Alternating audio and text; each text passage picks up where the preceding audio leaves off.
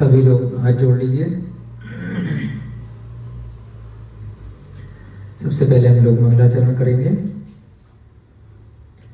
नमो हरिहंताणं नमो सेताणं नमो हरियाणं नमो अच्छायाणं नमो लोय सब साहुणं। जय बोले देवादिदेव प्रथम तीर्थंकर आदिनाथ भगवान की जय। जय बोलिए अंतिम तीर्थंकर। अंतिम तीर्थंकर वर्तमान शासन नायक वर्तमान स्वामी महावीर भगवान की, इस युग के प्रथमाचार्य श्री चारित्र चक्रवर्ती आचार्य भगवान श्री शांति सागर जी महान मुनिराज की जय। अनंत सिद्ध परमेष्ठी भगवानों की जय। सभी को सादर जय जिनेन्द्र, जय दुजड़ंदो। हम सभी लोग आज एक बार उन्हें भद्रसाल वन, हमारा जो चंदेरी में तीर्थ है, वहाँ से बार बार फोन कर रहे हैं। हम सभी लोग एक बार पुनः मिथिलापुरी तीर्थ क्षेत्र जो सुनपुरा ग्राम गौतम बुद्ध नगर में है, यहाँ पर आए हुए हैं। आप सबका बहुत पुण्य का उदय है। हमारा भी बड़ा पुण्य का उदय है कि अष्टानिका महापर्व में ऐसा निमित्त बना है कि हम सभी लोग सम्यक्त कौमुदी नामक जो ग्रंथ है उसका स्वाध्याय कर रहे हैं। कल की कक्षा जो लगी थी रविवार के दिन थोड़ा लेट लगी, कुछ लोग आ गए थे संस्था में, तो कुछ कम लोग थे, परंतु जितने भी थे बहुत अच्छा लगा। बहुत अच्छा चैप्टर था। जिन लोगों की क्लास रह गई है तो ऑनलाइन देख सकते हैं सभी कक्षाएं। उनका ही बड़ा उपकार है, काजल दीदी का, भैया का, जो अपलोड करते रहते हैं निरंतर। तो बाकी खुद से भी पढ़ सकते हैं। खुद से पढ़ने के अलावा कई बार कुछ लोग सामने होते हैं, तो किसी भी विषय का विश्लेषण करना, तत्व चर्चा करना, जो कोई भी उसमें शंका आदि है उसका निराकरण करना थोड़ा आसान हो जाता है। नए नए विचार उस पद्य में से, उस गद्य में से, जहाँ पर भी वो लिखा हुआ है संस्कृत में, प्राकृत में, अन्य भाषा में, और उसकी हिंदी पूर्वाचार्यों ने और विद्वानों ने करी है, तो उसके अलावा भी बहुत सारी बातें अन्य ग्रंथों की सहायता से अपने व्यक्तिगत अनुभवों के आधार से अच्छे से हो जाती है। जब बैठ करके आप लोग बैठे हैं, हम बैठे हैं, किसी भी विषय की चर्चा कर रहे हैं, अध्ययन कर रहे हैं, तो आप लोगों की भी सुनने के बाद कुछ न कुछ विचार अपने चलते होंगे। पूरी तरह से एकाग्रचित्त होकर के आप भले ही सुन रहे हैं, फिर भी जैसे ही कोई बात सुनी तो तुरंत उसके अपने स्वयं के अनुभव के आधार पर कुछ न कुछ बीच बीच में विचार आ जाते होंगे, आ जाते हैं कि ये चीज मेरे साथ भी हुई थी, ऐसे ऐसे आ जाता है ना। तो इसलिए कई बार फिर आप रुक करके पूछ भी लेते हैं, प्रश्न उत्तर भी हो जाते हैं, तो कोई भी विषय है अच्छे से समझ में आ जाता है। स्कूली शिक्षा, कॉलेज की शिक्षा और ये स्वाध्याय जो जिनेन्द्र भगवान की वाणी से आया है, इसमें बहुत अंतर है। वर्तमान काल की जो व्यवहारिक ज्ञान की जो शिक्षाएं हैं, वो आपको व्यवहार में कैसे जीविकोपार्जन करना है, अपनी जीविका कैसे चलानी है, अधिकतर उसकी शिक्षा दी जाती है।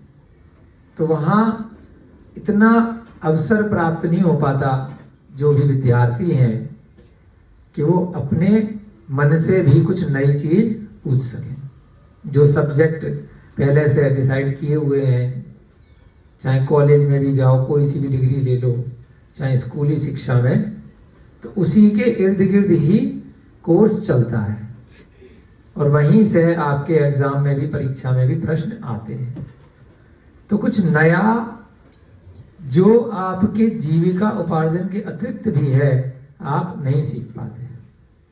कहीं कहीं किसी किसी विद्यालय में एक आधा कक्षा संस्कारों की, नैतिक शिक्षा की लगा ली जाती है, परंतु उसके मार्क्स आगे नहीं जुड़ते। तो इसलिए विद्यार्थी लोग उसको बहुत ज़्यादा सीरियसली नहीं लेते कि एक एक्स्ट्रा सब्जेक्ट है, चलो बैठ गए तो ठीक है, नहीं बैठे तो कोई बात नहीं। परंतु यहाँ पर जैसे हमारे अभिषेक भैया जी, विनय जी, कई लोग हैं, तो बहुत भाग्यशाली हैं कि व्यवहारिक शिक्षा के साथ साथ आप लोगों ने गुरुकुल इत्यादि में भी अध्ययन किया है। मथुरा का गुरुकुल है, सांगानेर का गुरुकुल है, बहुत सारे जैन विद्या के भारत देश में अच्छे अच्छे गुरुकुल बने हुए हैं। हम भी बड़े भाग्यशाली हैं कि आप लोगों के सानिध्य में यहाँ पर इस स्वाध्याय को लगा पा रहे हैं, क्योंकि विद्वान लोग बैठे हैं तो थोड़ा बहुत हम पढ़ रहे हैं मिल करके, तो आपको उन विषय की भी कुछ न कुछ जानकारी पहले से है। और साथ में कुछ नए बच्चे भी हैं, कुछ नए लोग भी हैं, तो धीरे धीरे करके कई वर्षों से होने की वजह से कुछ कुछ विषय उनकी भी समझ में आ रहे हैं। बाद में जो अपने निमित्त से, अपने पुण्य से किसी भी विषय को पढ़ना चाहते हैं, तो आजकल सोशल मीडिया, यूट्यूब चैनल इत्यादि हैं, तो उसका भी हम लोग पूरा फायदा उठा रहे हैं। जो भी क्लास चल रही है उसको अपलोड भी करवा रहे हैं, जिससे कि जिसका जैसा पुण्य होगा, जिसके पास जैसा समय बाद में रहेगा, तो वो वहां से सुन सकता है, देख सकता है, और उसकी रुचि अगर लगी तो ग्रंथ लेकर के आगे पढ़ सकता है। और जरूरी नहीं है इसी ग्रंथ को, जहां पर भी उसको जैसा अवसर प्राप्त हो, तो प्रथमा नियोग के या अन्य बाकी तीनों नियोग में से जहां तक उसका ज्ञान वह बढ़ चुका है उसके दृष्टि से, वह वैसे ग्रंथ को लेकर के स्वयं से आगे निरंतर अपना रिसर्च का काम, पढ़ने का, स्वाध्याय का आगे जारी रख सकता है और अपने सम्यक दर्शन को बढ़ा सकता है। बहुत अच्छी यहाँ पर बात चल रही है पिछले 2 दिन से कि आहार दान के पुण्य से क्या फल मिलता है। एक ब्राह्मण ने इतने मासोपवासी चारित्र का पालन करने वाले महामुनि को, दिगंबर महामुनि को आहार दान दिया, तो उसके यहाँ 5 आश्चर्य हो गए। जो महामुनि है वो बहुत महीने बाद खाते हैं, कोई 1 हफ्ते बाद खाते हैं, कोई सिंह निष्क्रीड़न उपवास जैसे भी उपवास किया करते हैं। व्रत और उपवास ये भी कर्मों की निर्जरा में बहुत सहायक होते हैं। शक्ति के अनुसार ही किसी भी गृहस्थ श्रावक को या मुनि महाराज को करना चाहिए और धीरे धीरे करके शक्ति बढ़ानी चाहिए। एकदम से किसी को देखा, देखते ही सीधे नहीं करना चाहिए, धीरे धीरे करके, सीढ़ी दर सीढ़ी। कोई भी कार्य है तो कोशिश करी जाती है, और स्टेज बाय स्टेज।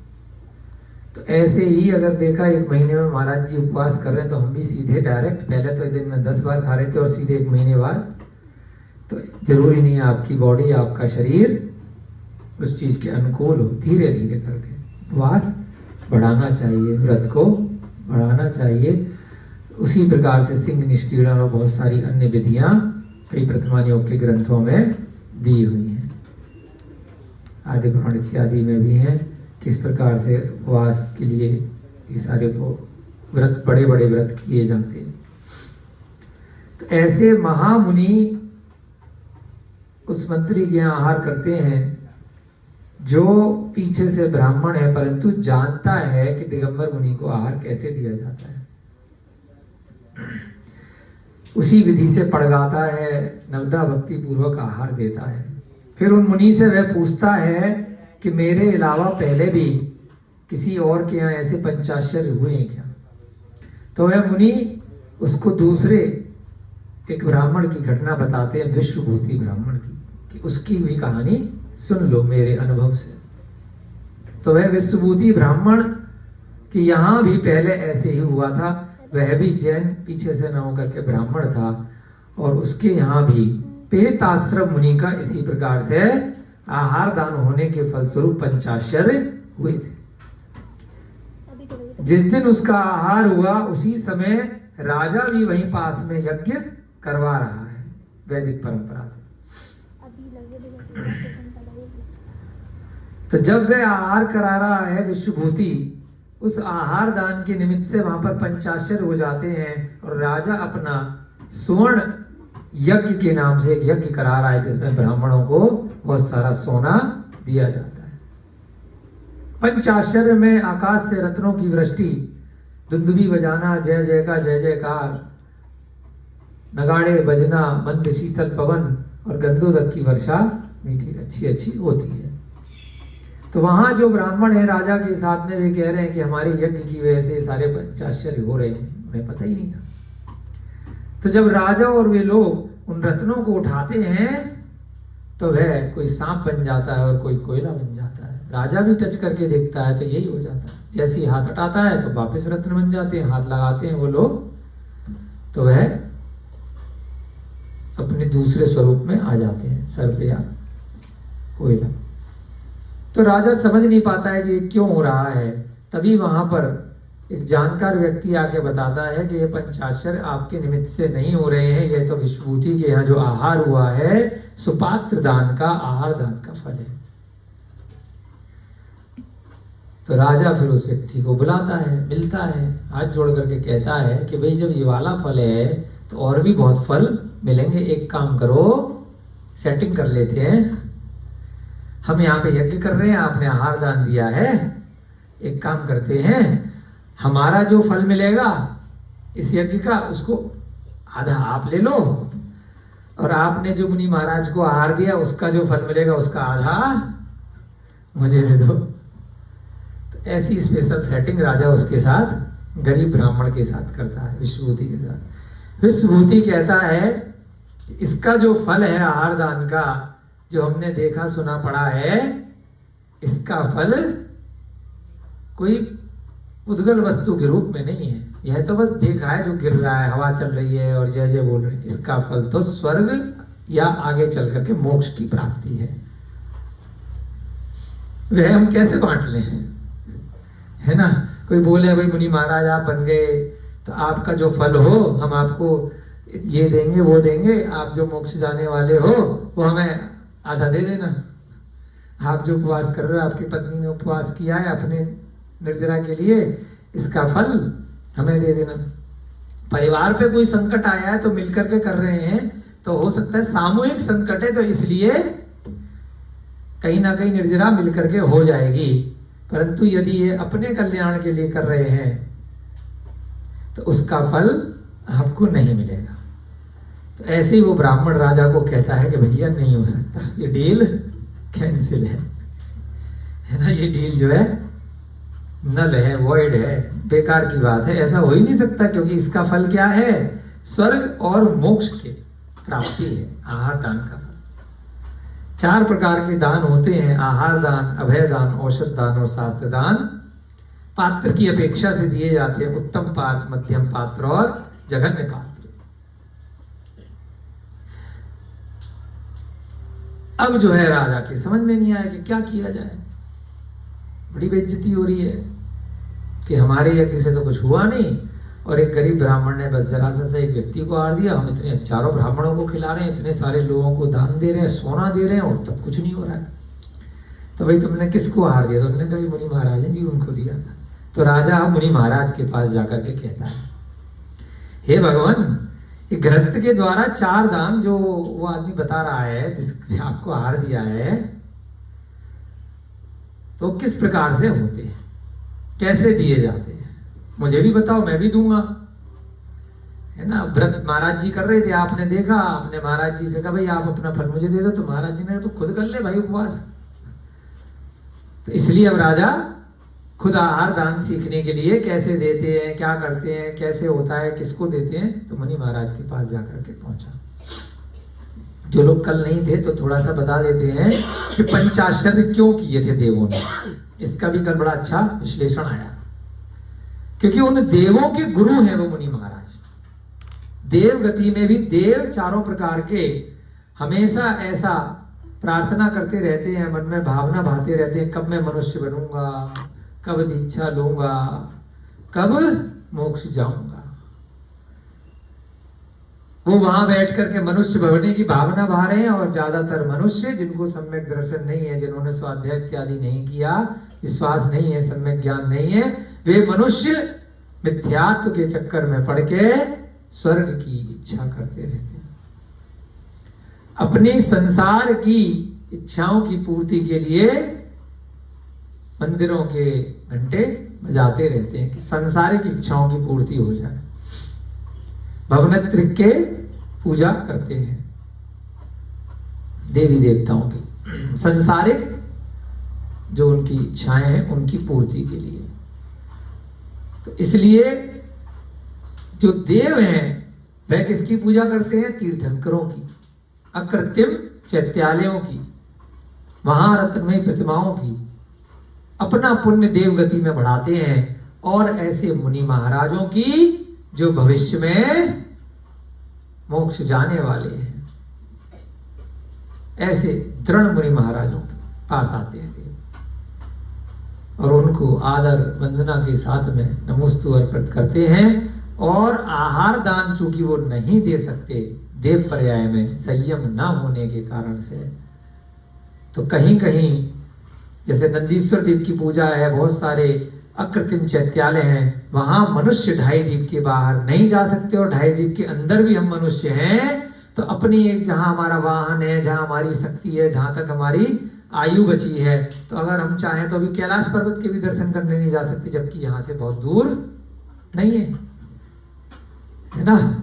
भारत देश के बहुत आसपास ही बताते हैं अष्टावक्र कैलाश, वहां पर भी नहीं जा सकते मनुष्य पर्याय में अभी वर्तमान में, बिना किसी देव इत्यादि की सहायता के। ढाई द्वीप में हम कहीं भी जा सकते हैं, सुमेरु पर्वत पर भी हम और आप जा सकते हैं, पंचमेरु पर सब जगह जा सकते हैं, लवण समुद्र में भी जा सकते हैं, परंतु अभी हम लोग नहीं जा पा रहे।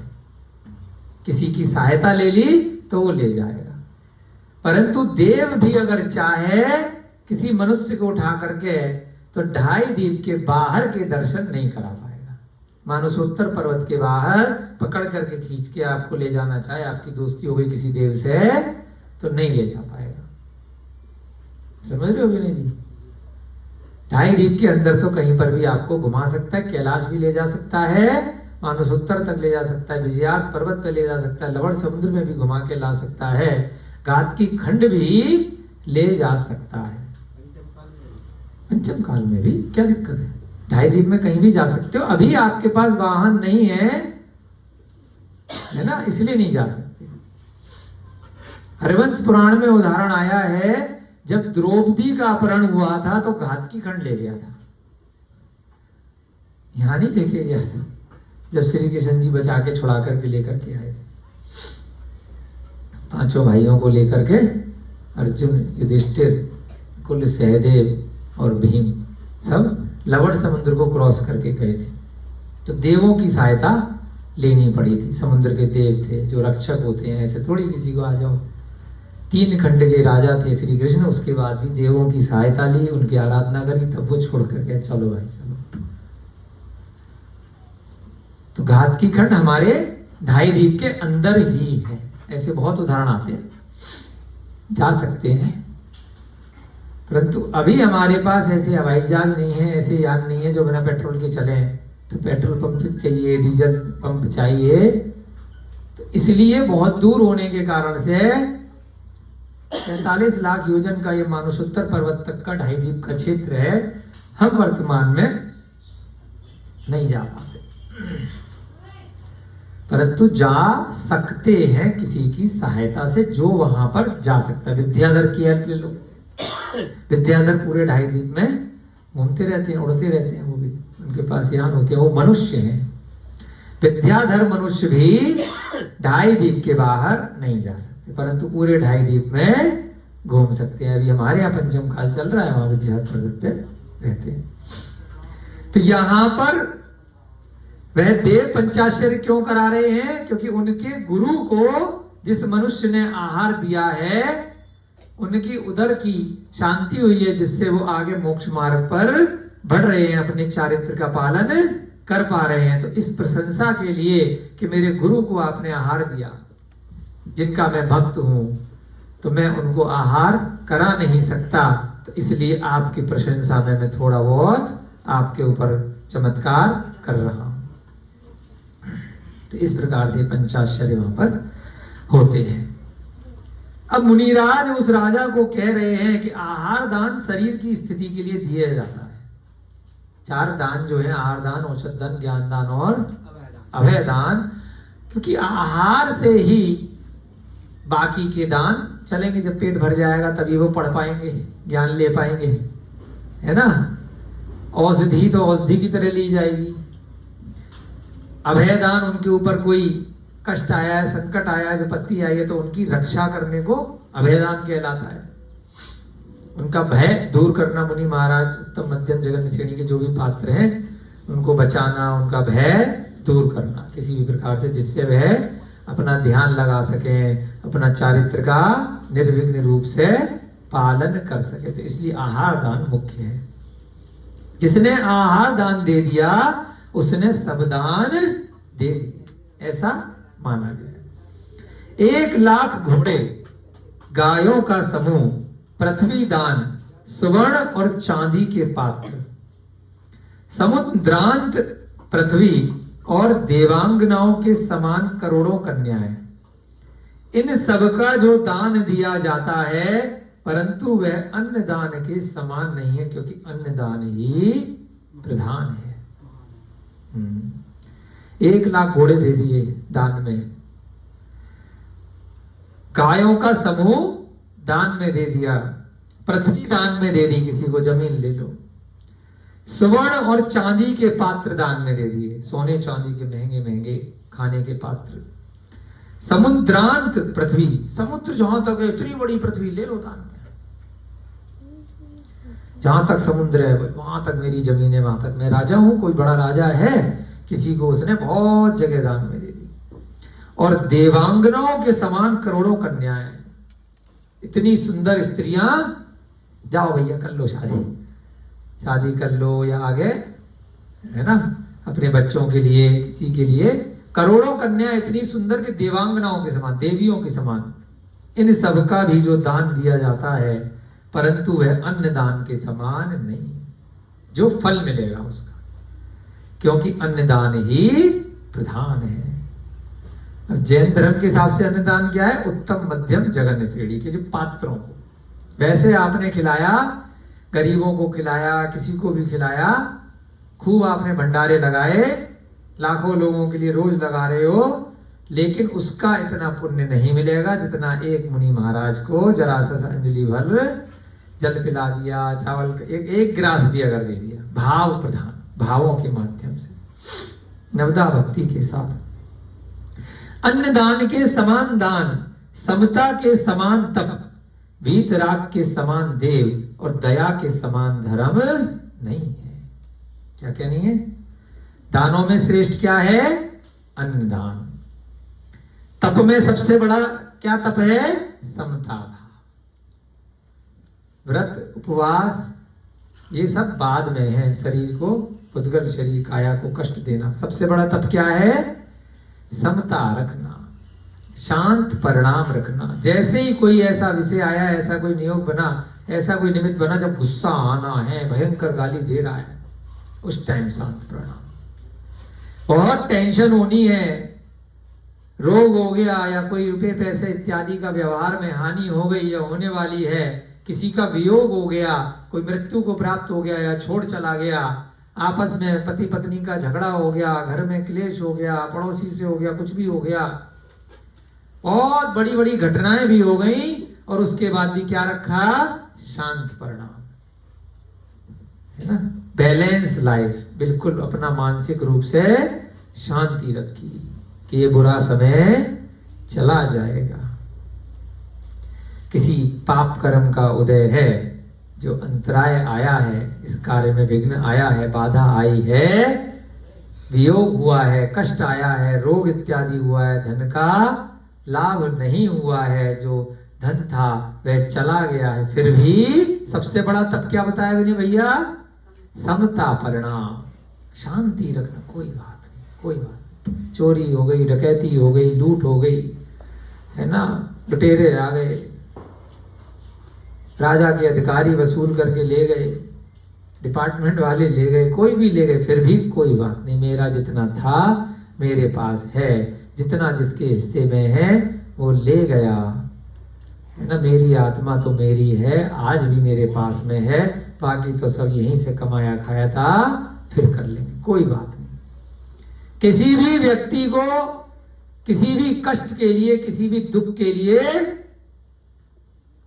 दोष नहीं देना, यही समता परिणाम है।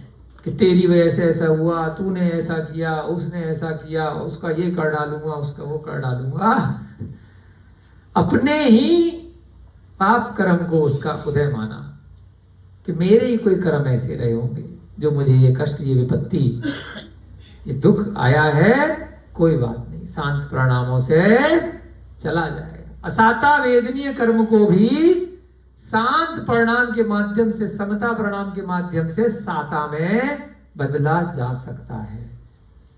और असाता में अगर आप दुख मनाएंगे, आप पीड़ा अपने आप को देंगे, आक्रंदन करेंगे, रोएंगे, पीटेंगे, चिल्लाएंगे, गुस्सा करेंगे, तो पहले ही असाता है और ज्यादा असाता बनेगा, और नए नए दुख आएंगे, और नए कर्मों का बंध होता चला जाएगा इस आत्मा के लिए। तो इसलिए तप में सबसे बड़ा तप किसे बताया उन मुनि महाराज ने? समता के प्रणाम, कि समान कोई तप नहीं है ना। पेट में दर्द हो रहा था ना, शांत प्रणाम से अभिषेक जी ने कल निकाल लिया, है ना, कि पत्नी जी यहाँ काम कर रही है बेचारे, शांति से, कोई बात नहीं।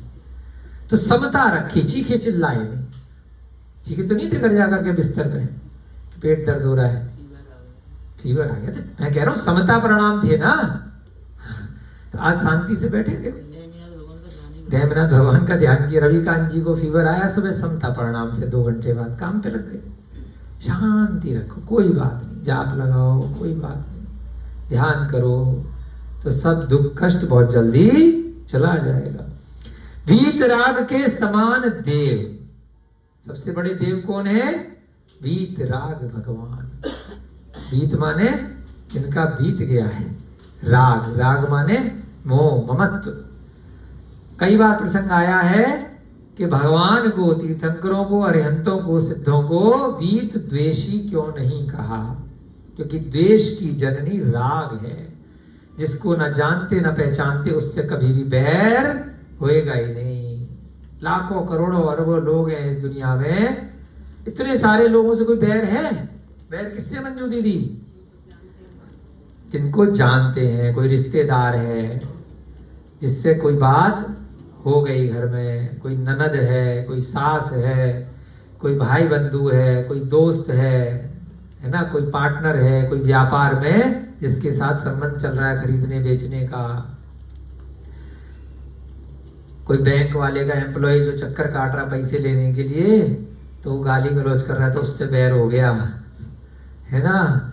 पिताजी का हो गया, भाई का हो गया, पति पत्नी का हो गया। पहले तो इतना राग था, जहां ज्यादा राग होगा वहीं द्वेष होने की संभावना उतनी अधिक रहेगी। तो परिवार में, मित्रों में, और जितने भी सगे संबंधी जिनसे भी जान पहचाने, ज्यादा राग मत करो। काम से काम, जितना काम पड़ा उतना राग।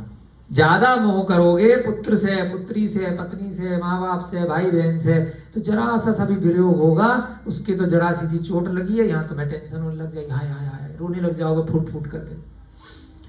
अगर मृत्यु हो गई या वियोग हो गया, चले गए हमेशा के लिए छोड़ करके, तो कोमा में चले जाओगे, अटैक पड़ जाएगा, वो चला गया। शादी नहीं हो रही, राग की वजह से क्या हो रहा है? पिताजी अटैक पड़ रहा है, नौकरी लग रही तब हो रहा है ना, बीवी परेशान कर रही है तो सास ससुर परेशान हो रहे हैं। तो क्यों?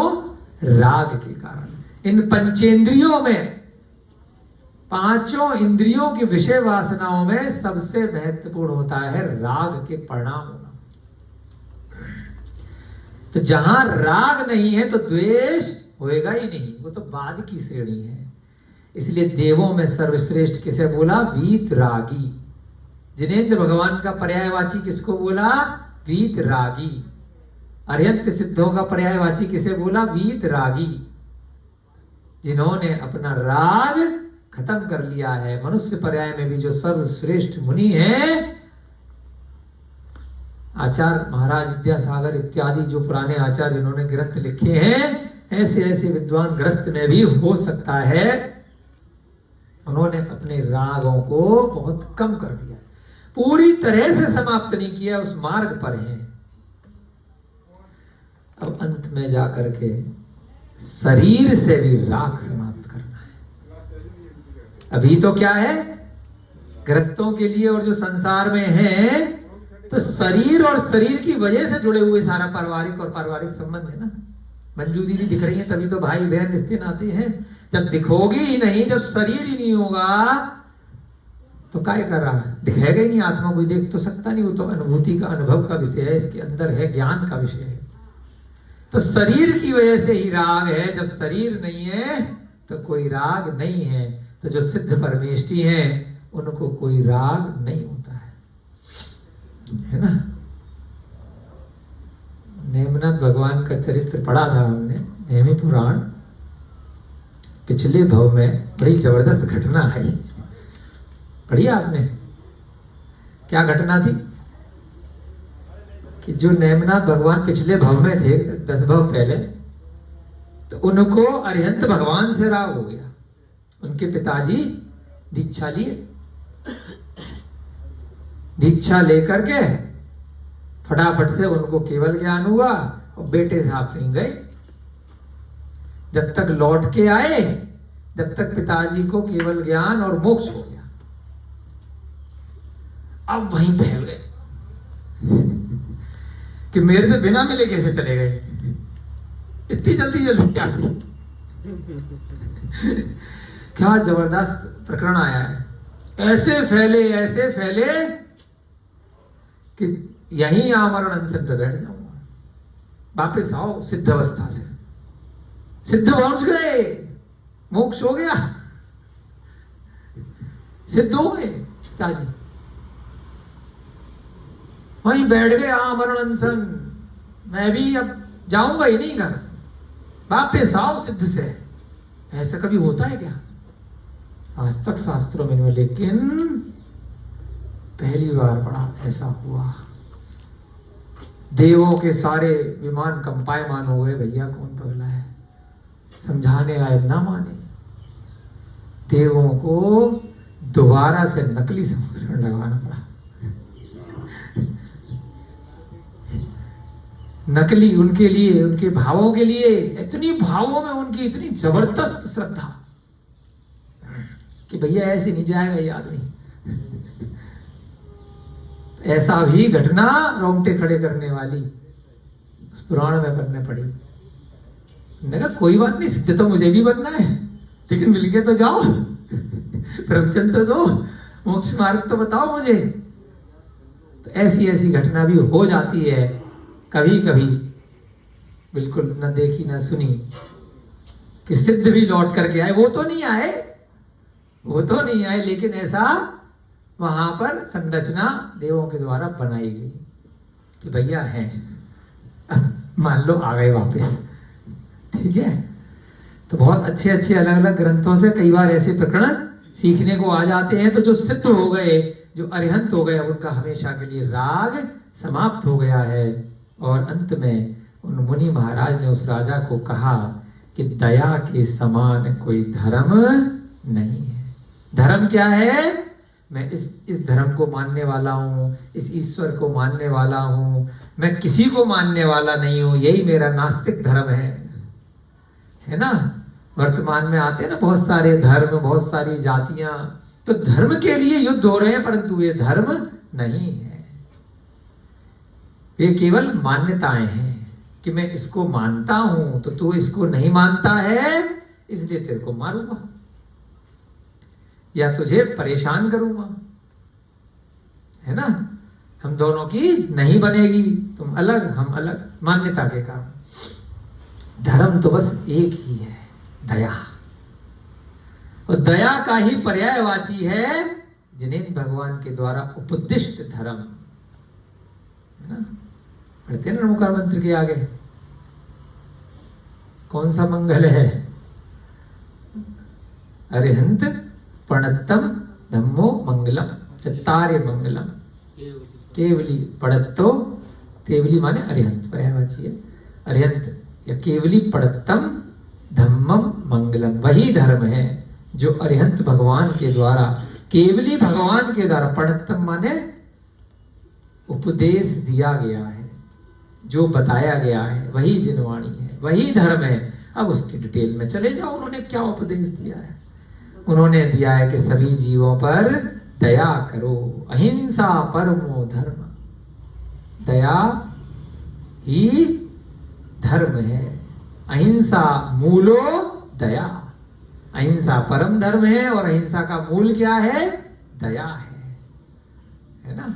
दया से ही अहिंसा शुरू होती है। सब जीवों पे करुणा भाव रखो, किसी को भी न मारो, न खाओ, न कष्ट दो। आपके शरीर के कारण से उदर की पूर्ति के लिए, आपके जीवन यापन के लिए, जीविका उपार्जन के लिए जिन भी जीवों को आपके निमित्त से कुछ कष्ट हो जाए तो भावों से उनसे प्रतिदिन क्षमा मांग लो, प्रतिक्रमण इत्यादि की क्रियाएं करके कि भैया गलती हो गई, जरूरी था। 1 इंद्रिय, 2 इंद्रिय, 3 इंद्रिय, 4 इंद्रिय, 5 इंद्रिय जीवों की जाने अनजाने में मुझसे विराधना हो गई। मेरी गाड़ी चलाने की वजह से, मेरे खाना खाने की वजह से, मेरे व्यापार की वजह से, मेरे उद्योग करने की वजह से, मेरा आरंभ करने की वजह से, मेरा व्यापार करने की वजह से मेरे से कुछ हिंसा हो गई है। हे प्रभु, मैंने संकल्पी हिंसा नहीं करी है। सामने वाला आया था तो मैंने तो अपने आप को बस बचाया था, मैंने विरोधी हिंसा करी, अपना बचाव किया है, तो उसके कारण से मुझसे कुछ हिंसा हो गई है। तो मुझे हे प्रभु क्षमा करें, क्षमा करें, अब मैं ये काम दोबारा नहीं करूंगा। मेरा खाना बनाने की वजह से, घर में साफ सफाई की वजह से, मेरे को मकान बनाने की वजह से, ये खुदाई करने की वजह से कर रहे ना सामने बाहर मिट्टी की, तो इसमें थोड़े थोड़े जीवों की चैटा चैटी छिपकली बहुत सारे जीवों की विराधना हो गई है। प्रत्यक्ष रूप से मुझे जानबूझ करके नहीं मारना है, फिर भी अप्रत्यक्ष रूप से जो नहीं दिखाई दिए, पता ही नहीं चला, मैंने कोशिश करी थी, तो उसके लिए क्षमा याचना करना, हत्याख्यान प्रतिक्रमण इत्यादि कर लेना, नहीं तो मन में बस एक लाइन रात में सोच लेना। तो यही दया है, यही धर्म है कि मेरे वजह से सब जो कष्ट हो गए मैंने जानबूझ के नहीं किए, तो मुझे माफ कर दें। जरूरी था इस शरीर को चलाने के लिए, जिससे कि मोक्ष मार्ग पे आगे बढ़ सकूं, क्योंकि मोक्ष मार्ग पे देव पर्याय में नहीं जा सकते, नरक पर्याय में नहीं जा सकते, त्रियंश पर्याय में केवल भावना भा करके आगे मनुष्य या मनुष्य ही बन करके मोक्ष मार्ग पे जा सकते हो। संयम केवल मुनि महाराज अगर बनना है, निर्ग्रंथ बनना है, वहीं से मोक्ष मार्ग है। अब पंचम गुण स्थानीय त्रियंश आयु में हो सकते हो, प्रतिमाएं ले सकते हो मनुष्य आयु में, लेकिन मनुष्य आयु से ही मोक्ष का अगर डायरेक्ट एंट्री है तो मनुष्य से ही है, मध्य लोक 2.5 दीप से ही है। तो उसके लिए मुझे सब व्यापार इत्यादि करना जरूरी था। तो इसलिए संकल्पी हिंसा को छोड़ करके बाकी की 3 हिंसा जो है वो ग्रस्त कर सकता है, लेकिन जानबूझकर नहीं। कि आरंभ त्याग की तो हमें छूट दे रखी है, तो देख खूब कचरा फैलाओ, खूब आग लगाओ, खूब खाना बनाने में खूब चींटियां दिखाई दे रही हैं, सबको मार दो, खूब पानी फैलाओ। अरे आरंभी हिंसा में घर के लिए छूट है नहीं, दिख गए तो कोई भी जीव नहीं मारना। रैकेट आ गए हैं आजकल मच्छर मारने के, फट फट फट फट, है ना, मशीनें लगा देते हैं, आ रहे हैं मच्छर, फट फट जल के मर रहे हैं। इतनी बार आप भी जलाए जाओगे जितने मच्छर आप बटन दबा करके बिजली का मार रहे हो, है ना। छने हुए पानी से ही भोजन करो, जितना संभव है उतने नियम लो, रात्रि भोजन मत करो, जानबूझ करके मत मारो, है ना। जिस भी पदार्थ में, जिस भी द्रव्य में, खाने पीने में, रहन सहन में आपको हिंसा पता चल जाती है, वस्त्र इत्यादि में चमड़ा मत पहनो, सिल्क मत पहनो। वर्तमान समय की अपेक्षा से अगर शाकाहारी भले ही हो तो वीगन बनने का भी प्रयास शक्ति के अनुसार करो। जितना बाजार का दूध का पैकेट बिना मर्यादा का न 48 मिनट में उबाला गया है, न घी ऐसा बना है, न शुद्ध है, भैंसों को कत्लेआम हो रहा है। तो जितना संभव हो, अगर बहुत दूध दही घी पनीर मक्खन खाने हैं तो अपनी गाय पालो, उसकी सेवा करो, उसके बच्चे को दो, देसी गाय पालो, ब्रीडिंग वाला सिस्टम नहीं हो। सोयाबीन का निकालो, जितना भी संभव है। तो सोयाबीन है, बहुत सारी चीजें हैं, मूंगफली है, चावल है, तो जितना संभव हो उस हिसाब से आप चलाओ। बहुत सारी विधियां हैं आजकल इंटरनेट पर, बहुत किताबें हैं। यहाँ विषय है कि हिंसा के द्वारा प्राप्त किसी भी वस्तु का उपयोग मत करो, या कम से कम करो, मिनिमाइज करो अपनी जरूरतों को ग्रस्त जीवन में। और मुनि महाराज का तो तब श्रेष्ठ है ना, वो नहाते हैं, जरा सा खाते हैं, नंगे पैर विहार करते, नीचे देख करके चलो, जूते पहन करके ऐसे भारी भारी मत चलो। अगर जूते पहनने भी हैं तब भी नीचे देख करके चलो, जिससे कि ईर्ष्या समिति का भी साथ साथ पालन हो। अपने भी पैर बचाओ, गड्ढे में गिरने से बच जाओगे, और नीचे जो चैटा चैटी छोटे जीव आएंगे उनको भी कहीं ना कहीं आप बचा पाओगे। नहाने के लिए भी जा रहे हो बाथरूम में, तो पहले बाथरूम में देख लो कोई बहुत सारे चैटी चैटा तो नहीं है। मंदिर इत्यादि में भी, घर में भी देख लो। तो मोर पंख की जैसे पीछे मुनि महाराज रखते हैं, ऐसे मोर पंख की झाड़ू भी बना सकते हैं। हम खुद कोशिश करते हैं प्रतिदिन बाथरूम इत्यादि में जब भी नहाते हैं तो मोर पंख की झाड़ू से पहले सफाई कर देते हैं। 2-4 चींटी प्रतिदिन जरूर जीवित निकलती है। बहुत दिन तक, कई साल चल जाएगी मोर पंख की झाड़ू। 10, 20, 25 मोर पंख लिए, गांठ बांध ली, बन गई झाड़ू। तो उससे क्या होता है कि वो जो छोटे छोटे जीव हैं, चींटी चैटी और उससे भी छोटे, कई बार बहुत सूक्ष्म जीव, एक इंद्रिय से बड़े वाले, तो मोर पंख से मरते नहीं। उसकी पीछी तो आप ले नहीं सकते, कोई मुनि महाराज तो हो नहीं, परंतु झाड़ू आप टेबल साफ करने के लिए, कॉपी किताब साफ करने के लिए, जमीन साफ करने के लिए, जहां पर भी ज्यादा छोटे जीव दिखें, बहुत कोमल होती है, उससे आप कर सकते हैं। तो दया के समान धर्म नहीं है। अन्नदान देने वाले के हाथ के नीचे तीर्थंकर भी अपना हाथ रख देते हैं। देखिए क्या नए डायलॉग आया, वाह गजब। जो जीव अन्नदान दे रहा है, आहार दान दे रहा है, भगवान महावीर का हाथ कहां है? राजा श्रेयांश के नीचे है कि ऊपर है? बताओ, कितनी बड़ी बात लिख दी। मुनि महाराज वैसे अगर कहीं बैठे हैं तो लोगों की लाइन लग रही है उनके प्रवचन सुनने के लिए, उनके दर्शन करने के लिए। तीर्थंकर के समूह शरण में कितनी पब्लिक है, देव आ रहे हैं, लेकिन केवली बनने से पहले, जब उनका मौन चल रहा है, तब तक दीक्षा से बाद और केवल ज्ञान से पहले उनका आहार होता है। चाहे आदिनाथ हो, चाहे महावीर हो, और इनके बीच के जितने भी 22 अन्य तीर्थंकर हैं, बाकी के सभी केवली का तो होता ही होता है अधिकतर। अगर किसी का केवल ज्ञान के साथ तुरंत ही मोक्ष हो गया तो उनको छोड़ करके सभी का बीच में आहार होता है। तो ऐसे ऐसे भगवान राम जैसे जीव भी आ जाएंगे जो सबका कल्याण कर सकते हैं, लेकिन जब वो आहार चर्या के लिए निकलेंगे तो हाथ किसका ऊपर होगा? देने वाले का, जिसके पास कुछ है भी नहीं तीर्थंकर के सामने, फिर भी पुण्य है। कितनी बड़ी बात यहां लिखी है, अन्नदान देने वाले के हाथ के नीचे तीर्थंकर भी अपनी अंजलि रख देते हैं। अतः अन्नदान की उपमा किस दान से की जाए? कहो। औषध दान भी देना चाहिए, क्योंकि उससे रोग का अभाव होता है। अभी उसी अंजलि में दाल चावल वगैरह दिए और वहीं बीच में औषधि भी दे दी। तो औषध दान पेट भर के तो नहीं दी जा सकती, लेकिन रोहितास जी जो औषधि बनाते हैं थोड़ी सी भी काम करती है। श्री कृष्ण का जीव भविष्य की 24वीं में क्या बनने वाला है? तीर्थंकर, निर्मल सागर उनका नाम होगा।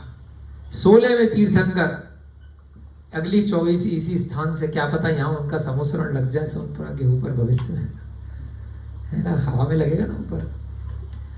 तो श्री कृष्ण का तीर्थंकर का बंध कैसे हुआ?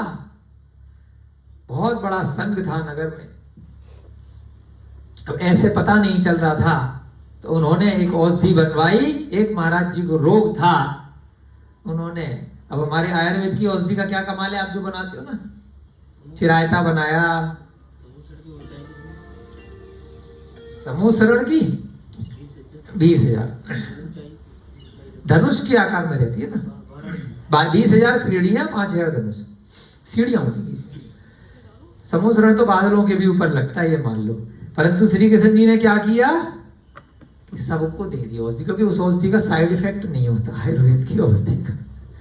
इतने सारे मुनियों का संघ का हार चल रहा है कि चलो जिनकी तबीयत खराब है, बहुत सारी औषधियां ना, नीम, गिलोय, चिरायता, सबको फायदा कर जाएगा। तो उन्होंने सबको इकट्ठे उनके खाने में मिलवा दी। इतना तीव्र पुण्य श्री कृष्ण का हुआ कि उनको इस औषध दान के प्रभाव से अगले भव में भैया तुम भी तीर्थंकर बनोगे, जाओ, ऐसा उनका क्रम। तो औषध दान का भी बहुत ज्यादा पुण्य है, क्योंकि उससे रोग का अभाव होता है। पेट में रोग हो रहा है, आत्मा इसी पेट के अंदर, ऐसी शरीर के अंदर है, तो ध्यान लगाने की कोशिश करेंगे भी, फिर भी कहीं ना कहीं जुड़े हुए ना आत्मा और ये पूरा शरीर, है ना। अब 3-4 दिन पहले एकदम ऐसे हुआ, हम थोड़ा ध्यान लगाने की कोशिश कर रहे थे, एकदम से मान लीजिए कुछ पैर में नस वस एकदम से दबी, एकदम से इतनी जोर से करंट सा मारा, तो सब ध्यान में खड़े हो गए एकदम से। भाई इतनी तेज कुछ नस चढ़ गई पैर की एकदम से, वो बहुत देर तक बैठे बैठे आसन से चढ़ा रहे थे, वज्र वृषभ नाराज सहन की शक्ति कर रहे थे। हाँ, हाँ, तो वो अभी अपने पास नहीं है, जिसका नहीं है। तो इसलिए शरीर से आत्मा जुड़ी हुई है, तो कई बार बहुत भयंकर, आप ध्यान अवस्था में भी हो तब भी अगर कोई करंट मारेगा पीछे से लगा देगा, अभी अपनी इतनी शक्ति नहीं है। या पेट में दर्द है, कहीं चेस्ट में दर्द हो गया, कहीं सिर में दर्द हो गया, रोग हो गया, तो ध्यान चरम सीमा तक पहुंचने में कहीं ना कहीं बाधा आएगी। बीमारी है तो कष्ट आएगा, खड़े नहीं हो पा रहे तो आहार नहीं ले पाओगे, है ना। तकलीफ है, एसिडिटी है, खांसी है, जुकाम है, बुखार है, दर्द है, तो इसलिए औषध दान का भी प्रभाव रहता है कि रोगों से मुक्ति मिलेगी उस औषधि से। तो अब वह जो जीव है, वह जो मुनि महाराज है, तो उसके कारण से उनका ज्ञान लेने की क्षमता, स्वाध्याय करने की या बैठने की, है ना, खुद से स्वाध्याय ध्यान लगाने की, विहार करने की, सम्यक दर्शन को बढ़ाने की उनकी क्षमता है, बढ़ेगी अगर रोग मुक्त शरीर होगा। तो इसलिए उस औषध दान से रोग का नाश होने पर मुनि तप, जप और संयम कर पाता है। जो ही बात बोली ना कि भैया तकलीफ है तो कैसे कर पाएगा, जाप लगा ही नहीं पाएगा, है ना, ज्यादा देर तक सामयिक खड़े होके कर ही नहीं पाएगा, ध्यान लगा नहीं पाएगा, दिक्कत आएगी। न तप ज्यादा कर पाएगा, न जप और न संयम, संयम में भी दिक्कत आएगी। तो एक सीमा तक, जहां तक मुनि महाराज की चर्या उनको अनुमति देती है, वहां तक औषधि ले सकते हैं। और औषधि देने वाले का देखा जाएगा कि किस द्रव्य से वो औषधि बनाई है, अशुद्ध तो नहीं है। अब कल किसी ने बताया, किसी ने किसी डॉक्टर को बता दिया जी शहद दे दो तो खांसी ठीक हो जाती है। हमने कहा क्या बोल रहे, 7 गांव जलाने का दोष एक बूंद में लगता है, शहद की जगह भैया खजूर खिला दो। हाँ, इन्हें भी बताया। तो वो जो सलाह दे रहे हैं वो भी जाएंगे नरक त्रियंश, और जिसने उनकी सलाह पर अमल कर लिया, अपना दिमाग बुद्धि विवेक नहीं लगाई, वो भी जाएंगे। तो औषधि भी अभक्ष नहीं होनी चाहिए, भोजन भी अभक्ष नहीं होना चाहिए। अरे मीठा देना है, साथ में किसी चीज के, खजूर है, खांड है, गुड़ है, किशमिश है, मुनक्का है, दुनिया भर के फल है मीठे, उसकी चाशनी बना के दे दो शुद्ध, क्या दिक्कत है। खाली वो एक बहम पाल रखा है। बताओ, मधुमक्खियों के मुंह का वमन बोला गया है, वमन माने थूक, उसमें असंख्यात जीव रहते हैं। मधु, मांस और मदिरा तीनों को एक साथ लिया है, और चौथे मकार में साथ साथ माखन को लिया। मक्खन भी बहुत बुरी तरह अभक्ष है। रत्नग्रंथ श्रावकाचार और कई ग्रंथों में आया, बहुत लोग उसको साइड में कर देते। मक्खन भी इन्हीं के साथ लिया है। मक्खन भी मधु की तरह ही है, मक्खन बिल्कुल नहीं खाना चाहिए। भले ही कोई वीगन नहीं भी है, दूध का सेवन भले ही करता है, घी का सेवन कर सकता है, मक्खन का सेवन, मधु, मांस, मदिरा, माखन 4 मकार में लिया है। सभी ग्रंथों में लोग अपनी टीकाओं में हटा देते हैं क्योंकि खाते हैं बहुत बार। मक्खन जो 24 घंटे का बनाया उससे तुरंत घी बना लिया, तब वो घी खाने के योग्य है। फिर भी देख करके कि जो कष्ट वष्ट वाली चीजें जो बताई हैं वीगन के हिसाब से वो देख लो, समझ लो, अपना विवेक लगा लो। लेकिन घी को तो भक्ष्य भक्ष्य में नहीं लिया, परंतु मक्खन को लिया है। और उस समय हो सकता पनीर का आविष्कार नहीं हुआ होगा, इसलिए पनीर को पता आया नहीं है पुस्तकों में। पनीर भी बहुत अच्छी तरीके से नहीं बनाया जाता है आजकल, किस तरीके से बना रहे हैं, कैसे कैसे बना रहे हैं बाजार में, तो वैसा पनीर नहीं खाना चाहिए। तो आपको मधु, मांस, मदिरा और माखन किसी भी मुनि महाराज को नहीं देना है। रोटी पे लगा के घी भले ही दे दो एक बार को, शुद्ध बनाया है तो, लेकिन मक्खन मत लगा देना, क्योंकि उसमें भी मधु की तरह असंख्यात जीवों की उत्पत्ति हो जाती है इस कारण से। और अगर दूध, जिस दूध से आपने सारे दुग्ध पदार्थ बनाए हैं, 48 मिनट के अंदर उसको अगर प्रासुक नहीं किया गाय से निकलने के बाद, तो वो अभक्ष हो जाता है। उसके बाद कितने उबाल लो, उसकी वैलिडिटी समाप्त हो जाती है। एक अंतर मुहूर्त में वह उबल जाना चाहिए, तब आप उसको एक दिन प्रयोग कर सकते हैं। और उसका उसी दिन आपने उसकी जो मलाई इत्यादि निकाली उससे घी बन जाए, तभी उपयोग कर सकते हैं शास्त्रों के हिसाब से। वर्तमान दृष्टि से क्योंकि बहुत कष्ट दे करके आता है, तो इसलिए जितना संभव हो इन चीजों को उपयोग करो ही मत, कोई दिक्कत नहीं है। दूध, दही, घी, 3 रसों का भी त्याग आपका 6 रस में से हो जाएगा। 6 रस बताए ना, 2 प्रकार से गौरस बताया है, तो गाय का जितना भी ये चीजें निकलनी है सारा छोड़ दो, या फिर इस प्रकार से। तो 3 रस आपके नमक, चीनी और तेल 3 रस, और 3 रस दूध, दही, घी आपका त्याग हो सकता है। रोगी के लिए जब तप और संयम कर पाता है औषध की वजह से, पश्चात कर्म क्षय कर मोक्ष को प्राप्त होता है। औषधि भी मिल गई और आहार भी ठीक से मिल गया, तो जो संयमधारी बड़े बड़े मुनि महाराज हैं, तो भविष्य में कहां जाएंगे? मोक्ष जाएंगे। तो उसका पुण्य किसे लगेगा? संकल्प भैया जी, आहार आपने दिया था, औषधि आपने दी थी, तो निमित्त बने ना आपने हेल्प करी ना उनकी उस मोक्ष मार्ग के लिए, तो इसलिए वे भविष्य में मोक्ष जाएंगे। आपका भी नंबर जल्दी लग जाएगा। रोगी के लिए औषधि देनी चाहिए, क्योंकि रोग शरीर को नष्ट करने वाला है। शरीर का नाश होने पर ज्ञान कैसे हो सकता है, और ज्ञान के अभाव में निर्वाण नहीं होता। लोग कहते हैं ना कि ज्ञान की जरूरत नहीं है। बहुत सारे लोग हमें बोलते रहते हैं कि स्वाध्याय क्यों लगाते हो, है ना। कितना साफ साफ लिख दिया कि निर्वाण के लिए ज्ञान बहुत जरूरी है। बहुत लोग बस कहते हैं पूजा करते रहो, चारित्र पालन करते रहो, तप व्रत करते रहो, पढ़ने की कोई जरूरत नहीं है। स्वाध्याय में टाइम खराब मत करो। आड़म ताड़म का चूना जाड़म से भी मोक्ष हो जाएगा, वो एक डायलॉग है, लेकिन उसके बाद उसने भी ज्ञान प्राप्त किया था, तुरंत मोक्ष न हो गया था। उसको खाली एक रिद्धि हुई थी अंजन चोर को, और उसके बाद उसने दीक्षा ली थी, पूरा ज्ञान लिया था भाई साहब, एक लाइन पकड़ करके मोक्ष हो गया, ऐसे नहीं हुआ।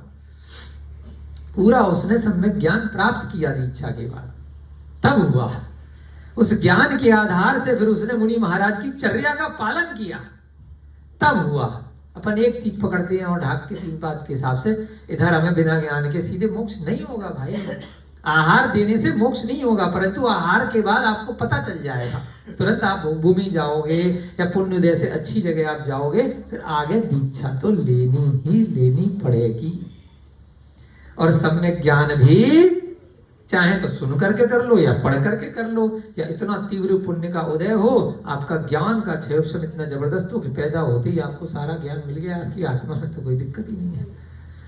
ज्ञान देने वाले तीर्थंकर बन जाना। तो यहाँ क्या कहा कि रोगी के लिए औषधि देना जरूरी है, क्योंकि रोग रहेगा मुनि महाराज के या उत्तम मध्यम जगन श्रेणी के जो भी पात्र हैं, तो वह शरीर का नाश होने लग जाएगा और वो पढ़ नहीं पाएंगे, वह सीख नहीं पाएंगे, ज्ञान का अभाव हो जाएगा, और ज्ञान का अभाव होने से निर्वाण में, मोक्ष में बाधा आएगी। द्वारका, अरे मैं तो वैसे उदाहरण दे रहा था, मैंने तो पढ़ा नहीं था। देखो आप बोलोगे चीटिंग करके आ जाएगा, पढ़ के आए हैं, अंदाजा लगाया था, और देखिए सही बता रहा हूँ, असत्य नहीं बोल रहा, पहले से नहीं पढ़ा है।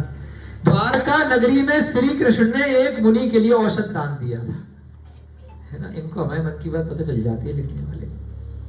उस औषध दान के फल से उन्होंने तीर्थंकर नाम कर्म का उपार्जन किया था, क्योंकि अन्य अन्य ग्रंथों में भी यही बातें आती हैं, हमने अन्य ग्रंथ से आपको बताया था, और यहां पर भी उन्होंने यही उदाहरण दिया है। द्वारका नगरी में श्री कृष्ण का उदाहरण आ गया, जो अभी अभी आपको बताया है कि एक मुनि के लिए बस जरा सी औषधि कितनी खाएंगे, लेकिन अब कंफ्यूजन था कैसे दे करके आऊं, पता नहीं वो मुझसे पड़ गएंगे तभी तो दूंगा, पड़ गए तो उनसे थे नहीं, है ना, तभी तो वो सीधे दे पाएंगे। अब इतने सारे हजारों मुनियों का आहार चल रहा है, तो उनने सबके में मिलवा दी वो औषधि। तो उस औषध दान के प्रभाव से, उसके फल से उन्होंने तीर्थंकर नाम कर्म का उपार्जन किया है। अभी नहीं है, भविष्य में बनेंगे, अभी है अन्य स्थान पर है, वहां से जब अपनी आयु पूरी करके आएंगे तो इसी भरत क्षेत्र के आर्यखंड से 16वें तीर्थंकर बनेंगे।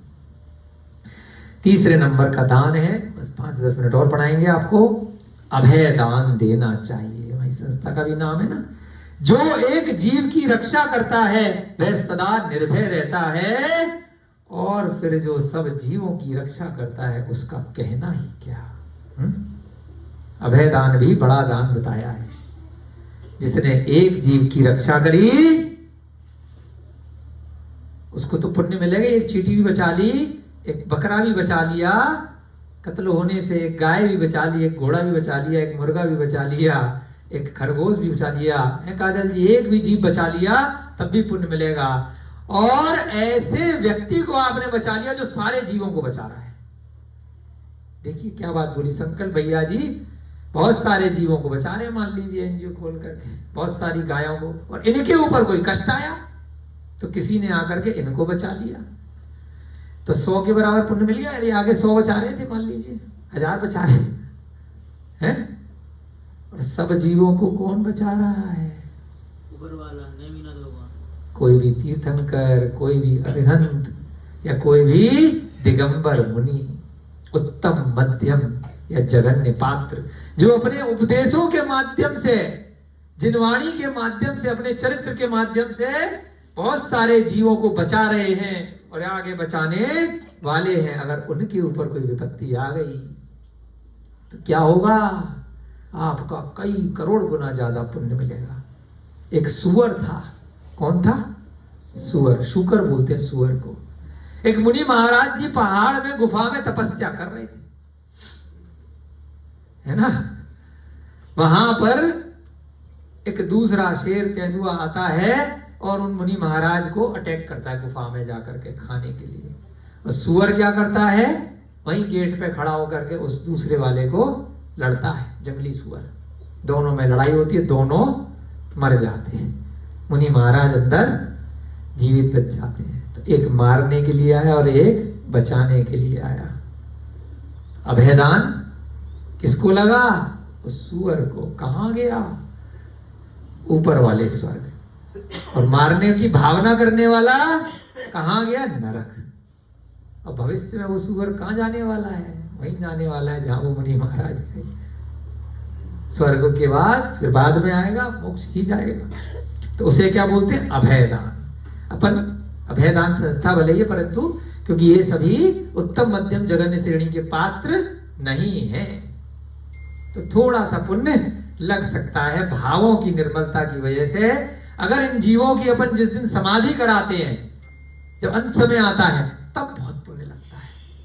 अगर ये आगे चल करके मनुष्य आदि बन गए और इन्होंने दीक्षा आदि लेकर के अपना कल्याण कर लिया, तो उसमें ज्यादा पुण्य लगेगा। तो उसके निमित्त हम और आप सब मिलकर के बन सकते हैं। कबूतर की भी समाधि कराई जा सकती है, गधे, घोड़े, बकरे, किसी की भी छोटे जीव की जो पंचेंद्रिय है, भावों के माध्यम से तितली की भी करा सकते हो, भले ही वो 4 इंद्रिय है, कि मेरे तो भाव अच्छे हैं, है ना। जो मेरू पर्वत के बराबर सुवर्ण अथवा संपूर्ण पृथ्वी दान में देता है। मेरू पर्वत कितना बड़ा? 1,00,000 योजन, 1,000 योजन जमीन के नीचे, 99,000 योजन जमीन के ऊपर, और 40 योजन की चूलिका जो ऊपर का शिखर है, जहां पांडुशिला इत्यादि शिलाएं हैं। कुल मिलाकर के वह सुमेरु पर्वत, सुदर्शन मेरु 1,40,000 योजन का ऊंचा है। इतना बड़ा मेरु पर्वत है ना, और उसकी नीचे से व्यास कितना है? 10,000 योजन का। 1,000 योजन तो जमीन के नीचे है नींव। इतना चौड़ा इतना ऊंचा सोना आपके पास कहीं से आ गया और आपने इतना सोना भी दान में दे दिया, या सारी की सारी पृथ्वी दान में दे दी, और कंपैरिजन में तुलनात्मक रूप में एक प्राणी को जीवन दान दे दिया। तो दोनों में फल की समानता नहीं है। ज्यादा फल किसमें मिलेगा? सोना इतना सारा दान देने में कि एक जीव की रक्षा करने में? बताओ, जीव की रक्षा करने में, क्योंकि सब समझदार हो गए हैं। दूसरा बाहर वाला होगा, अरे जीव तो पता नहीं कितने, हम तो खाते हैं, रक्षा करने की बात कर रहा। हम तो 2-4 मुर्गे एक हफ्ते में निपटा देते हैं, है ना। रोज मछली के पकौड़े खाते हैं, तल तल के फिश पकौड़े चलते हैं ना, फिश तल के खाते जिंदा, बहुत सारे लोग हैं। तुम बचाने की बात कर रहे, तो ऐसा मांसाहार। हम तो रोज सुबह सुबह उठते आमलेट खाते हैं, मौजले लेकर के पका पका करके। वो आमलेट होता है ना, खोला और डाला। अरे भैया बेसन का चीला खा लो यार। हमें तो पहले पता नहीं था, ऐसे पतले पतले आप वो चावल के डोसा खा लो, इतनी जल्दी बन जाता है। बस साइकोलॉजी है, आमलेट खाना है, इडली खा लो, बहुत सारी चीजें हैं नाश्ते में खाने के लिए, भगवान ने बनाई है। इतना अन्न दिया है शाकाहारी इस 3 लोक में, पता नहीं क्या साइकोलॉजी है। अंडा खाना है, मांस खाना है? कष्ट देना है, बस आनंद आना है उस कष्ट में। मत खाओ। जो गोदान, स्वर्ण दान, भूमि दान और एक प्राणी को जीवन दान देता है, फल की अपेक्षा उसके वे दान समान नहीं होते। गोदान माने गायों का दान दे दिया, स्वर्ण माने सोना चांदी का दान दे दिया, सोने का। जमीन माने भूमि का दान दे दिया। और इन तीनों के अलावा दूसरा आदमी है जो प्राणी को जीवन दान दे रहा है, अभय, उसकी जान बचा रहा है। तो फल जो मिलेगा किसका ज्यादा है? बताओ, जिसने किसी की जान बचाई है, जीवन दान दिया है। इस विषय में यमपाल चांडल और भवदेव धीवर की कथा प्रसिद्ध है। किसकी कथा प्रसिद्ध है? एक हमने सुअर की बताई आपको, यहां पर किसकी आई है? यमपाल चांडाल। चांडाल कौन होता है? जो लोगों को फांसी इत्यादि देता है, मारता है राजा के कहे से। चांडाल नियुक्त किए जाते हैं ना, कि भाई तेरे को पैसा मिलेगा और तेरे को लोगों को मारना है, फांसी देनी है। और दूसरा कौन है? भवदेव धीवर। चांडाल, यमपाल और भवदेव धीवर की कथा प्रसिद्ध है। जो मनुष्य जीव दया को छोड़कर अपात्र के लिए दान देता है, उसका वह दान सांप के मुख में डाले हुए दूध के समान निष्फल होता है। जो अपात्र को देता है, बताया था ना आपको 2-3 दिन से कई बार आया है, जो बाद में जाकर के शराब पिएगा, हिंसा करेगा, लोगों को मारेगा, पीटेगा, गालियां देगा, चोरी करेगा, व्यसनी है, आपको जानकारी है और उसके बाद भी आप उसको रुपया पैसा दे रहे हो, तो उस पैसे से वो जो भी गलत कार्य करेगा वह अपात्र है। इसलिए उस गलत कार्य का जो पाप है आपके निमित्त से हो रहा है, आपके दान से हो रहा है। तो है जिस प्रकार से सांप के मुंह में आपने दूध पिलाया और जब वह अपनी फुफकार मानेगा तो क्या निकलेगा? दूध निकलेगा। क्या निकलेगा? डंक निकलेगा, जहर निकलेगा। तो इसलिए जिस प्रकार से सांप के मुख में डाला हुआ दूध के समान निष्फल हो जाता है, शास्त्र दान भी देना चाहिए। चौथा दान क्या? इसके बाद आपकी छुट्टी कर देंगे। 4 प्रकार के दानों का विश्लेषण। शास्त्र दान भी देना चाहिए। कौन कौन सा हो गया? आहार दान, अभय दान और औषध दान। चौथा क्या है? शास्त्र दान, जो शास्त्र में पढ़ करके हम बता रहे हैं। अगर पढ़े लिखे लोग हैं हमारे अभिषेक भैया जी, तो उनको क्या करेंगे? पढ़ाने की जरूरत नहीं है, भैया ये ग्रंथ पढ़ लेना। तो वह भी दान कहलाता है, ग्रंथों को छपवाना और उनको योग्य व्यक्ति को देना, जिससे वो या उनके भविष्य में घर वाले या मुनि महाराज अगर उस ग्रंथ से पढ़ेंगे, उनके ज्ञान में वृद्धि होगी, तो आप उसको देने के कारण से निमित्त बनेंगे। और अगर आपने साक्षात बैठ करके पढ़ा दिया तो इससे ज्यादा तो कोई पुण्य हो ही नहीं सकता है। शास्त्र दान भी देना चाहिए, क्योंकि जो शास्त्र का दान देता है वह 7 तत्व, कौन कौन से? जीव, अजीव, आश्रव, बंध, संवर, निर्जरा, मोक्ष। 9 पदार्थ। इसमें इन 7 में पाप और पुण्य जोड़ दो तो क्या हो गए? 9 पदार्थ। 6 द्रव्य, बताओ भाई साहब, संकल्प जी खेलो नहीं, 6 द्रव्य बताओ, चलो शास्त्री जी बताओ। जीव अजीब धर्म अधर्म आकाश। हाँ, जीव अजीब बोल देते हैं, जब जीव पुद्गल बोलना चाहिए, क्योंकि अजीब के अंदर 5 आ जाते हैं, बाकी के जीव अजीब। तो इसलिए क्या बोलते हैं, जीव पुद्गल धर्म अधर्म आकाश और काल। हमारे संकल्प भैया जी के लिए सब लोग तालियां हो जाएंगे। पंच अस्तिकाय, 5 अस्तिकाय होते हैं, देव, निश्चय, गुरु, निश्चय शास्त्र और लोकालोक आदि के स्वरूप को जानता है तथा क्रम से कर्मों का क्षय करता है ना। पुद्गल को छोड़कर बाकी के अस्तिकाय जिनकी आया नहीं, है ना, पंच अस्तिकाय। शास्त्र दान में क्या क्या होगा, जिससे ज्ञान प्राप्त करेंगे, चाहे तो पढ़कर से सुनाओ, एक्सप्लेन करो, या ग्रंथ दे दो, किसी भी रूप में छपा छपाया आपने भले खुद भी नहीं पढ़ा, आपने उसके लिए धन दे दिया कि भैया महाराज जी आपने ये ग्रंथ लिखा है इतना अच्छा, तो ये हमारे धन से हो जाए, हम ऐसा चाहते हैं, तो बड़ा पुण्य मिलेगा, भविष्य में आप बहुत आगे जाएंगे।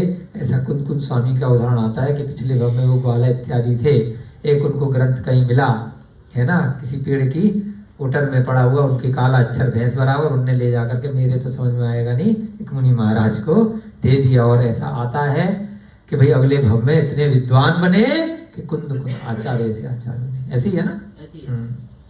तो ऐसा ही भले ही आप नहीं भी पढ़ना जानते, तो जो उसको पढ़ सकता है उसको दे दो। ये सारा ज्ञान शास्त्र दान से क्या क्या मिलेगा, ये स्वाध्याय कर पाओगे, 7 तत्व 9 पदार्थ 6 द्रव्य 5 अस्तिकाय, देव, निश्चय गुरु, देव कौन से, सच्चे देव शास्त्र गुरु कौन है ना, निश्चित रूप से कौन से गुरु हैं, निश्चय शास्त्र, सही शास्त्र क्या है, लोक अलोक आदि, 3 लोक की कैसी रचना है, हमने इसी विषय पे PhD कर ली धीरे धीरे करके, है ना, तिलोपरिणति ग्रंथ पे, वर्तमान विज्ञान से तुलना में। तो जब ज्ञान प्राप्त किया तो और रिसर्च करने का मन किया, तो लोक और अलोक, लोक माने 3 लोक, ऊर्ध्वलोक, मध्यलोक और अधोलोक। अलोक माने मैंने भैया, अलोक माने अरे भैया, लोक के अंदर 3 लोक आ गए, ऊर्ध्वलोक, मध्यलोक और अधोलोक। और अलोक माने बाहर का। शंकर भैया जी बहुत जागरूक सुन रहे हैं, तालियां। इस 3 लोक का जो नक्शा है हमारा, जो जैन धर्म का चिन्ह है, उसके बाहर का भाग है, उसको बोलते अलोक, यानी कि अलोकाकाश। वहां पर केवल एक ही द्रव्य है 6 में से, कौन सा है मैंसी जी, आकाश द्रव्य। अभी 6 द्रव्य बोले थे ना इन्होंने, जीव, पुद्गल, धर्म अधर्म आकाश और काल। 5 ये 6 की 6 सारे की सारे इस लोक के अंदर है, और बाहर केवल एक द्रव्य है, कौन सा, आकाश। उस अनंत आकाश के बीच में ये 3 लोक है जहां हम सब रहते हैं। सिद्ध परमात्मा भी इसी 3 लोक के शिखर पर ऊपर है। इस सब का ज्ञान कहां से होगा, उस शास्त्र दान से होगा। अलोकाकाश में भी निगोद है? नहीं, अलोकाकाश में आकाश के अलावा कुछ नहीं है, कोई निगोद नहीं है। 3 लोक के अंदर ही है जीव जितने भी हैं, उसके बाहर केवल आकाश द्रव्य है। क्रम से कर्मों का क्षय करता है, धीरे धीरे करके वो शास्त्र ज्ञान प्राप्त करेगा, तो आगे चल करके वह अपना चारित्र में बहुत दृढ़ होगा। उस ज्ञान के माध्यम से उसे सही सही चीजें उसके ज्ञान में आएंगी, तो वह भविष्य में मोक्ष प्राप्ति में अग्रसर होगा। चौथा, शास्त्र दान सब शास्त्रों में कहा गया है, जिसके द्वारा अज्ञानी पुरुष भी चर अचर सहित 3 लोकों को जान लेता है। ज्ञान के माध्यम से सुनकर समझकर इस ग्रंथ पे श्रद्धा मात्र करके 3 लोक की सारी चर माने चलने वाली, अचर माने जो चलने वाली नहीं है, फिक्स चीजें, पुद्गल आदि, इन सबको भी इस विश्वास के कारण से जान लेता है। तो वो कौन सा दान है, शास्त्र दान। स्वयं लिखकर अथवा दूसरों से लिखवाकर साधुओं के लिए जो शास्त्र दिया जाता है अथवा स्वयं उसका व्याख्यान किया जाता है, वह क्या क्या लाता है। चलो हमारी वाली बात आ गई, अब आपकी छुट्टी करते हैं। इस लाइन को दोबारा से पढ़ के, स्वयं लिखकर, खुद लिख लिया, इतने ज्ञानवान हो गए, अपनी मन मर्जी से नहीं लिखा, अगर उसके लिए आप योग्य हो, इतने अच्छा आपका ज्ञान है तब लिखना। अथवा दूसरों से लिखवा कर कि भाई मैं लिख नहीं सकता, आप लिखो, मैं उसके लिए धन संपत्ति दूंगा, व्यवस्था करूंगा आपके रुकने की, खाना पीना दूंगा, लिखो, आप विद्वान हो। साधुओं के लिए जो शास्त्र दिया जाता है, सबसे उत्तम कौन है, उसको पढ़ने वाले साधु है। लाखों आदमी पढ़े, एक आदमी पढ़ ले बस, वही काफी है लाखों की तुलना में। सबसे ज्यादा पुण्य किसे मिलेगा? एक आदमी चुन करके दो, सिलेक्टेड।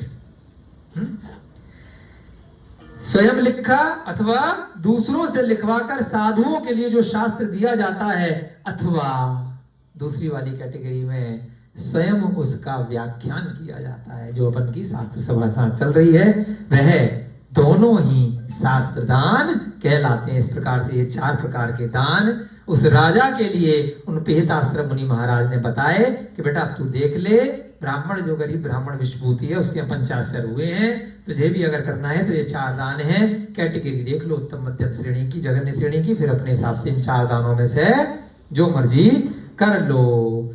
आपकी कक्षा का समय हो रहा है। जय बोली महावीर भगवान की, अनंत अनंत सिद्ध परमेष्टि भगवानों की, जिनवाड़ी माता की, अष्टानिका महापर्व की, उसके छठे दिन की जय। सभी को जय दो, जय जी।